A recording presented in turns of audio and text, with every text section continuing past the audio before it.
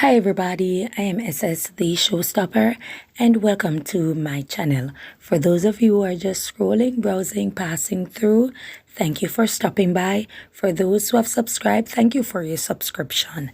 It is most welcome. For those who support my channel also, thank you guys for your support.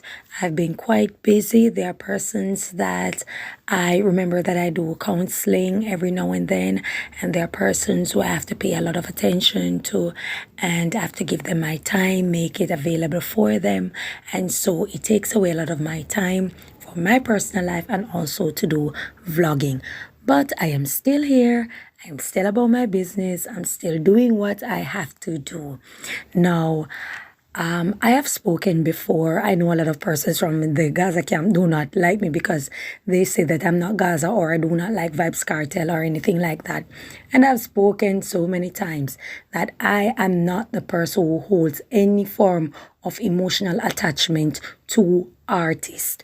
I will like their music if the character they display is not pleasing or is not something positive. I simply am not interested to hear what they have to say, and I do not give them any energy. Otherwise, from that, I will still support their music. I will still listen to their content. That's how it is for me. I hold no emotional attachment to any artist. They do not pay my bills. They do not visit me if I am ill or if anything have happened to me that is rather grave. So there is no emotional attachment that I have to any artist out there. However, I've spoken before. I've listened to so many vloggers. I've listened to so many persons on the street. There's Sir P, there's Sir Q. There are so many other persons out there who have spoken about the Vybz Kartel case. There are so many persons out there also from the street, including the attorneys representing Vybz Kartel have spoken. And I have listened, I have assessed the entire scenario. And while I might not be a practicing attorney at law, I am entitled to my 2 cents or to my opinion respectfully. And so I will give it. And judging by the topic or the caption that you guys see, you will get an understanding as to where I am going with this particular topic. Now, from the other angle, I'm going to say this, that Vybz Kartel will be released whether you like it or not. And this is the reason for me to say it. So many persons have spoken out and they have been realistic. They have also incorporated old situations, legal matters rather, in reference to situations like this where a person was convicted, they went to the Privy Council. All of these type of things have happened in old situations. And so they have put it forward that Vybz Kartel will not be released unless he take a deal, unless he does this, unless he does that. Now, I'm going to get into it. Vybz Kartel currently have served some 13 years already from his 35 years to life sentence, right? And when we look into it, he has went to the Privy Council. No, he has went to the Court of Appeal first. They said that the conviction stands. He went to the Privy Council. The Privy Council decided that they need to they referred it back to the Jamaican court for them to make a decision as to whether or not he should be retried or he should be released based on the jury tampering or the jury bribing. Not jury tampering, the jury bribing. And so it's now in the court of Jamaica. They have filed for him to get a bail. During the process, it was turned down because the judge said that they didn't see anything in reference that would make it seem as if the judge had done anything in error. Also, they wanted an early release based on the fact that he's ill and, he needs medical assistance, and they said that, no. So they will be making a decision on July the 31st as to whether or not Vybz Kartel will be retried or he will be released. Now, I'm going to pull up the worst case scenario. The worst case scenario. So let's say all things are equal and they have decided that they are going to retry Vybz Kartel.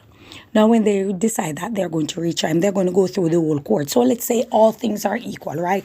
Witnesses are there, evidence is there, all the things to put in place for a trial is there, just as before. Now, when we look into it now and they say, okay, yes, he's convicted again, he's tried and they have convicted him this time around on the murder of Clive Lizard Williams. Now, the judge will be looking at a man who have already served 13 years. Or, I don't know, let's say all things are equal and at the time of the retrial, he would be doing 15 years then. Put it that way. He'll be doing 15 years at the time of the retrial. And let's say they have convicted him again. The judge will be looking into the fact that here lies an individual who have served some 15 years out of a life sentence, that there was some sort of attempt to perverse the course of justice with the juror trying to bribe other persons.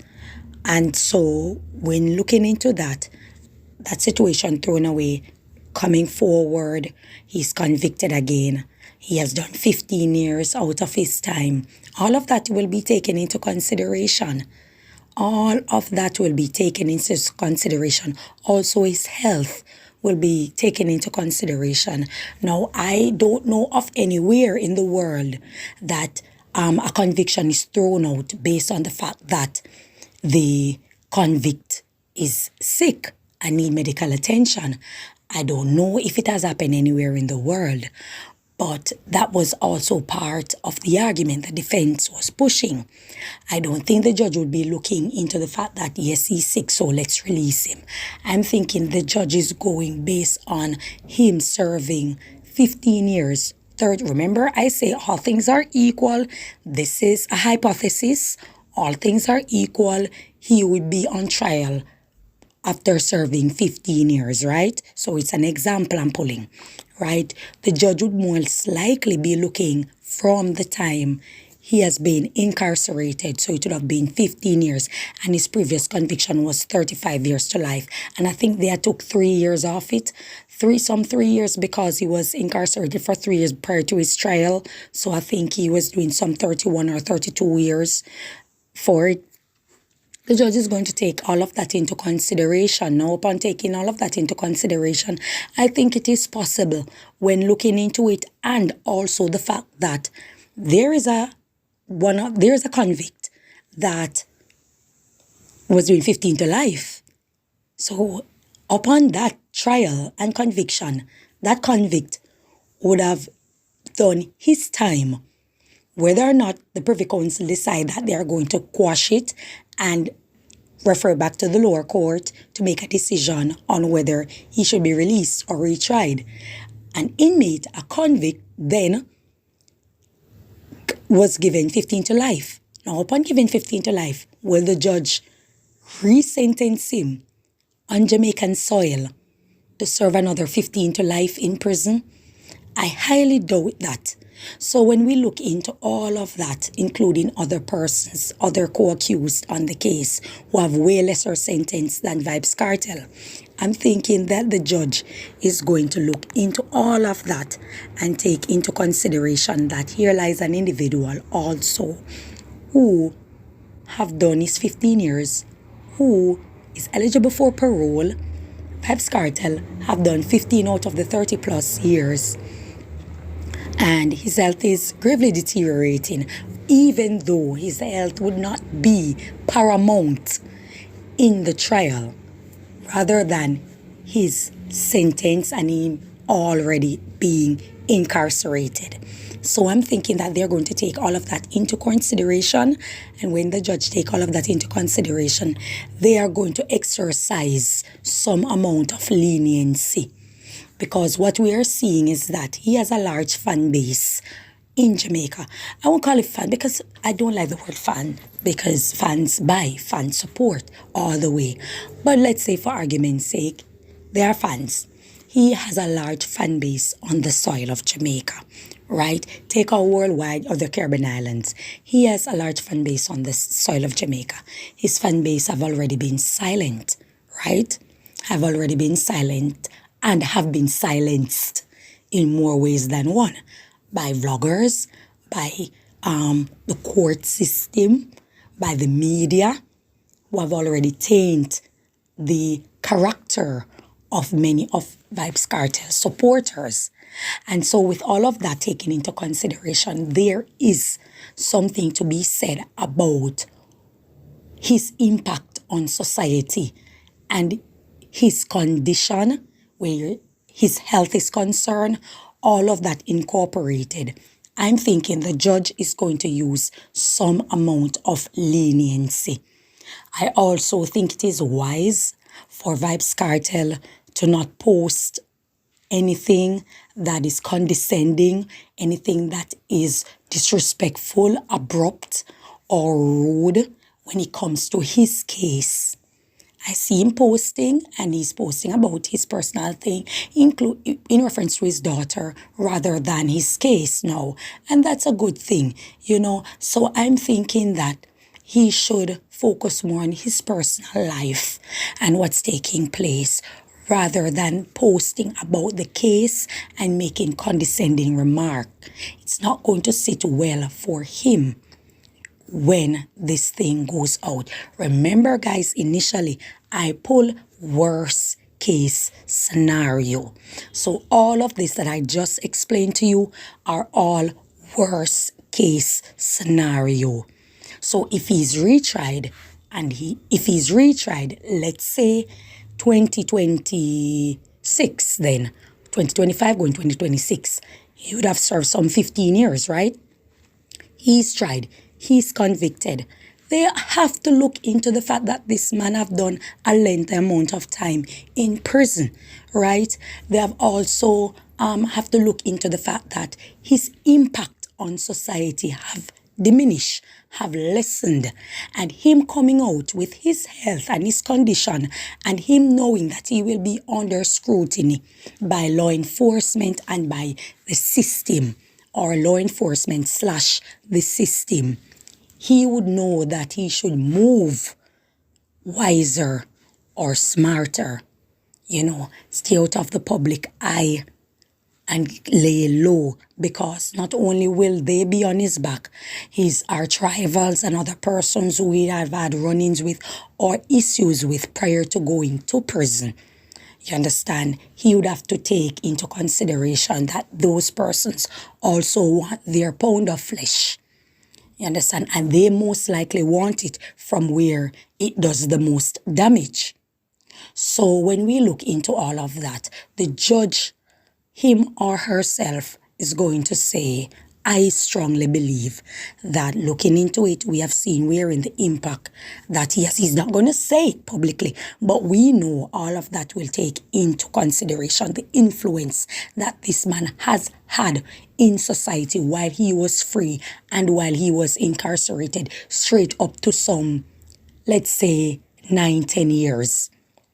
It has dwindled up to the 15 or up to the 13. It has dwindled, it has diminished. We are not saying it's not there, but more and more persons have come out of the woodwork who have segued from the Vybz Kartel imagery, profile, reputation, and have moved on to create their own image, their own identity when it comes to dancehall and when it comes to their own influence in society. So when we look into that, I think that's what the judge is going to use to say that they're most likely going to give him time served or reduce his sentence based on not only this situation, but there are so many other persons out there who have done similar crime, have been convicted, and have given way lesser sentence. Now, I'm not too bright, not too smart, but I am pulling a worst case scenario, and this is what I'm gathering from a worst case scenario. That's all I have to say. Thank you so much for your time. Enjoy your day. May God bless you. Bye-bye.